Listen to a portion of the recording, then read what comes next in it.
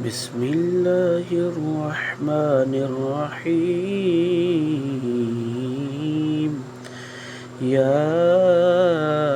ایہا الذین آمنوا علیکم انفسکم۔ ترجمہ: اے ایمان والو، تم اپنی فکر کرو۔ یعنی اس آیت کا مختصراً مفہوم کچھ یوں ہے۔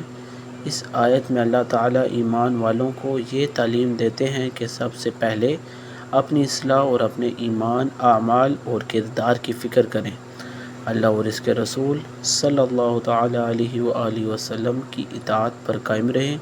اس کا مطلب یہ ہرگز نہیں کہ نیکی کا حکم دینا اور برائی سے روکنا چھوڑ دیا جائے، بلکہ جب انسان اپنی ذمہ داری پوری کر دے اور حق کی دعوت دے دے، پھر اگر کوئی نہ مانے تو اس کی گمراہی کا وبال اس پر نہیں ہوگا، بشرطیہ وہ خود ہدایت پر قائم رہے۔ سورۃ المائدہ آیت نمبر 105۔